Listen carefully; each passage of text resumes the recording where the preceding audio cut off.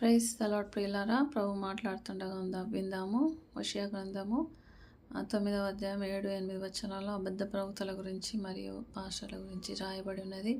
వారు అవివేకులనియు దురాత్మలు పట్టిన వాళ్ళనియు తర్వాత వాళ్ళు వలలు వంటి వలలు వేసేవారుగాను ఇంకా దేవుణ్ణి వెంబడించని వారుగా అనేకమైన వాళ్ళ సుగుణాలు అక్కడ రాయబడి ఉన్నాయి. కాబట్టి మన చర్చెస్లో కూడా మనము ప్రార్థన ఆంటీలను, ప్రార్థన అంకులను, పాస్టర్లను చాలా నమ్ముతుంటాం. మన సీక్రెట్స్ అన్నీ చెప్తుంటాము.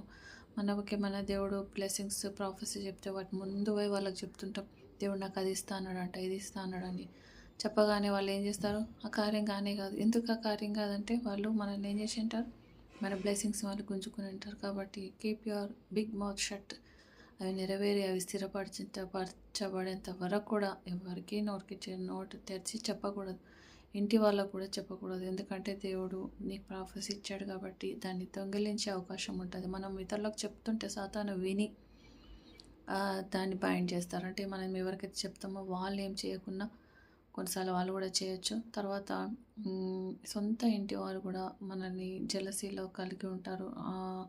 సో కాబట్టి జెలసీ చాలా పనిచేస్తుంటుంది ఫ్యామిలీస్లో. కాబట్టి అన్న తమ్ముల మధ్య, అక్క చెల్లెల మధ్య ఉంటుంది. పిల్లల తల్లిదండ్రులు కూడా పిల్లల మీద జెలస్ కలిగి ఉంటారు, పిల్లలు కూడా తల్లిదండ్రుల మీద జెలస్ కలిగి ఉంటారు. సో ఏ ఆత్మను నమ్మొద్దు, ముఖ్యంగా పాస్టర్ అమ్మలను.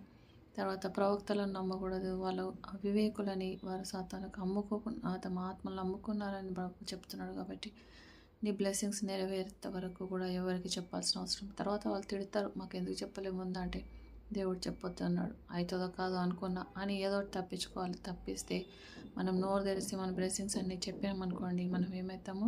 మన బ్లెస్సింగ్స్ని కోల్పోయిన వారంతా అవుతాం. తర్వాత మన సీక్రెట్స్ ఎవ్వరికి కూడా చెప్పొద్దు. ప్రేయర్లో నీవు దేవునికి చెప్పుకో, ఆయనే నీ కార్యాలు జరిగిస్తాడు. ఏ ప్రార్థన అంటే నమ్మకు, ఏ ప్రార్థన అంకులు నమ్మకు. సాతాను కూడా క్రిస్టియన్స్ని దురాత్మల చేత అభిషేకిస్తాడు. కాబట్టి వాళ్ళు ప్రవక్తలు పనిచేస్తుంటారు. సో ఈ ప్రవక్తలు, పాస్టర్లు కలిసి ఉన్నారు. అటువంటి ప్రవక్తలు మీ చర్చెస్లో ఉన్నారు అంటే మీ పాస్టర్ కూడా దురాత్మ పట్టిన వాడే. కాబట్టి వీళ్ళిద్దరు కలిసి అక్కడున్న గొర్రెలను రోజుకు ఒకరిని వండుకొని తింటుంటారు. కాబట్టి మీరు మీ చర్చెస్ని జాగ్రత్తగా గమనించండి. మీ పాస్టర్కి అంత విలువ ఇవ్వాల్సిన అవసరం లేదు. దేవుని స్థానం అతనికి ఇవ్వద్దు. ప్రార్థన అంకులకు అంత స్థానం ఇవ్వద్దు. దేవునికి భయపడండి, వాళ్ళకు కాదు. కాబట్టి వాళ్ళు మనలాంటి మనుషులే. వారు ప్రతి ఆత్మ నమ్మొద్దు అన్నాడు. కాబట్టి దేవునికి మనల్ని మనం అప్పచెప్పుకుందాము. దేవుని స్థానాన్ని దేవునికి ఇద్దాము. ఆయనతోటే మన సంబంధాలు కలిగి ఉందాము. దేవుడు మనందరిని దీవించి ఆశ్రయించును గాక. ఆమేన్.